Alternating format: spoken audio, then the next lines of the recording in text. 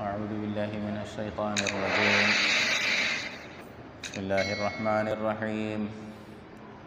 وأقم الصلاة طرفي النهار وزلفا من الليل إن الحسنات يذهبن السيئات ذلك ذكرى للذاكرين واصبر فإن الله لا يضيع أجر المحسنين. صدق اللہ مولانا العظیم. دوستو بزرگوں، سورہ ہود کا آخری رکوع چل رہا ہے اور اس کی 2 آیتیں آج تلاوت ہوئی ہیں، اس لیے کہ میں نے آج ان 2 آیات کی تشریح کے ساتھ ساتھ محرم الحرام کے حوالے سے بھی کچھ باتیں احباب کو بتانی ہیں. یہ بھی مضمون کوئی چھوٹا تو نہیں ہے، بہرحال مضمون یہ بھی تفصیلی ہے.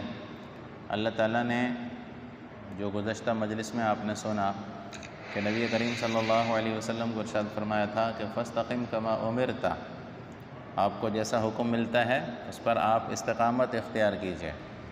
اور دوسرا حکم تھا وَلَا تَرْكَنُوا إِلَى الَّذِينَ ظَلَمُوا فَتَمَسَّكُمُ النَّارُ، ظالموں کی طرف جھکاؤ آپ کا نہیں ہونا چاہیے. اب آج کی 2 آیتوں میں 3 بڑی چیزوں کا تذکرہ ہے. ایک تو یہ ہے کہ حضور کو حکم دیا جا رہا ہے، ظاہر ہے کہ حضور کے ساتھ امت کو بھی حکم ہے کہ آپ نماز کو قائم کیجئے دن کے دونوں اطراف میں اور رات کا کچھ حصہ. پھر ایک قانون بتایا گیا ان الحسنات یذھبن السیئات، یقیناً نیکیاں برائیوں کو اور گناہوں کو ختم کر دیتی ہیں، اور یہ نصیحت حاصل کرنے والوں کے لیے نصیحت ہے. دوسرا حکم ہے وَاصْبِرْ، آپ صبر کیجئے، اللہ تعالیٰ ضائع نہیں کرتے نیکوکاروں کے اجر و ثواب کو. نماز کا حکم ہے اور ایک قانون بیان کیا گیا کہ نیکیوں سے برائیاں مٹ جاتی ہیں، اور حضور اکرم صلی اللہ علیہ وسلم کو صبر کرنے کا حکم دیا گیا ہے. یہ صورت پوری مکی ہے، یہ ذہن میں رکھیں کہ مکہ مکرمہ میں جتنی بھی صورتیں نازل ہوئی ہیں ان میں بنیادی طور پر آپ صلی اللہ علیہ وسلم کو صبر کرنے کا بھی حکم ہے. یا ایھا الذین آمنوا استعینوا بالصبر والصلاۃ، کہ تمہیں اگر مدد چاہیے تو پھر نماز اور صبر سے مدد لو. صبر کس کو کہتے ہیں؟ صبر کے درجات بہت ہیں، 3 بڑے درجے ہیں صبر کے. ایک صبر ہے صبر علی الطاعت، اللہ نے جیسا حکم دیا ہے ویسے کرتے رہنا، یہ بھی صبر ہے.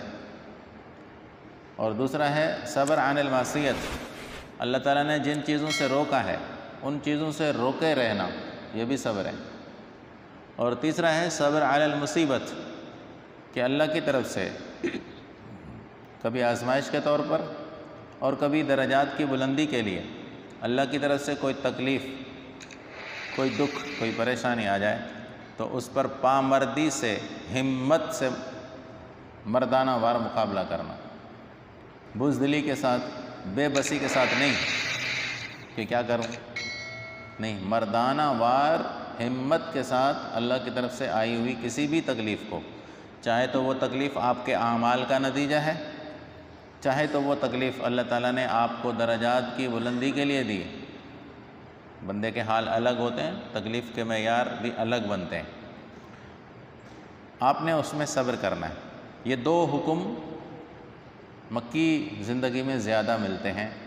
اور نماز کا حکم بھی ہے اس آیت میں کہ آپ نمازوں کو قائم کیجئے دن کے دونوں کناروں میں. لفظی ترجمہ یہی ہے. آپ حضرات کے شاید علم میں بات ہوگی کہ قرآن پاک میں کہیں بھی 5 نمازوں کا ذکر نہیں ملتا. اب نماز کے مراحل اور درجات مختلف ہیں. قرآن پاک کی کچھ صورتیں مکی ہیں، کچھ صورتیں مدنی ہیں. مکی صورتوں میں جب شروع میں آپ صلی اللہ علیہ وسلم نے ابھی تبلیغ شروع ہی نہیں فرمائی تھی دین کی، تو اس وقت آپ صلی اللہ علیہ وسلم صرف رات کو عبادت کیا کرتے تھے، بس صرف رات کو. اور پھر جب دین کی تبلیغ کا حکم ہوا تو حضرات صحابہ کرام بھی صرف رات کی عبادت کیا کرتے تھے. یا ایھا المزمل قم اللیل، سورہ مزمل مکی ہے، اس میں حضور صلی اللہ علیہ وسلم کو حکم یہ ہے کہ آپ رات میں کھڑے ہو کر اللہ کی عبادت کریں بس. اور پھر آگے چل کر کچھ ہی عرصے کے بعد رات کی نمازیں یعنی مغرب، عشاء اور فجر فرض ہوتی ہیں. دن کی نمازیں حکم ابھی تک نہیں آیا، مکی زندگی میں 3 نمازوں کا حکم ملتا ہے۔ 3 نمازیں مطلب صحابہ کرام اور حضور اکرم صلی اللہ علیہ وسلم اپنی طرف سے یہ 3 نمازیں ادا کیا کرتے تھے، کیونکہ قرآن مجید میں جیسا کہ ابھی ہمارے سامنے جو آیت ہے اس میں ہے کہ دن کے 2 طرف، اس کا مطلب ہے صبح اور شام۔ دن کے 2 طرف تو یہ بنے گا، صبح میں فجر کی نماز آئے گی اور شام میں مغرب یا عشاء کی نماز آ جائے۔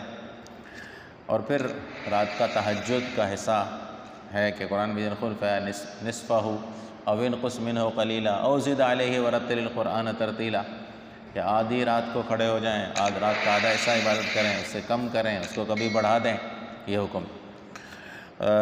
تو مکی زندگی میں آپ صلی اللہ علیہ وسلم معراج تو بالکل آخر زمانے میں گئے ہیں نا مکہ زندگی کے، تو 5 نمازیں جو فرض ہوئیں وہ تو معراج کے بعد فرض ہوئی ہیں۔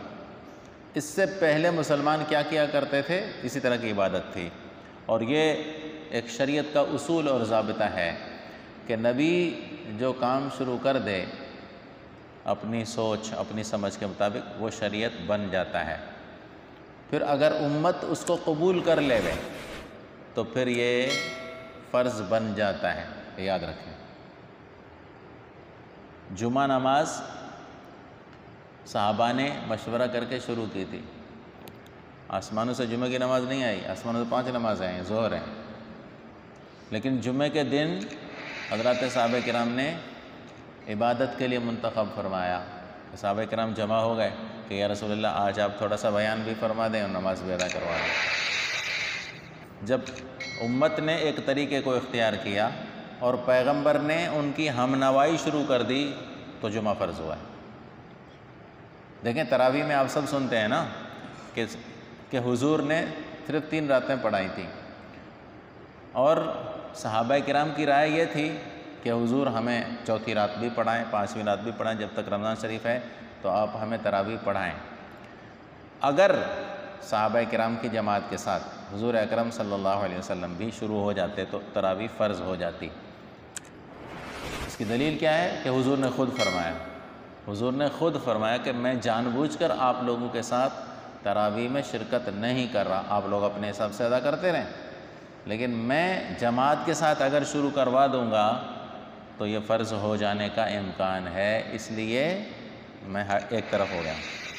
یہ ایک ضابطہ اور قانون ہے۔ دیکھیں وضو کا حکم سورہ مائدہ میں آتا ہے، وضو کرنے کا حکم سورہ مائدہ مدنی ہے، مکی صورت نہیں ہے۔ اس کا مطلب کیا ہے کہ مکے میں جتنی نمازیں پڑھی گئیں وہ بغیر وضو کے پڑھی گئیں، حالانکہ نبی کریم صلی اللہ علیہ وسلم نے وضو کیا ہے۔ مکی زندگی میں بھی آپ نے وضو کر کے نمازیں پڑھی ہیں، بغیر وضو کے کوئی نماز نہیں پڑھی۔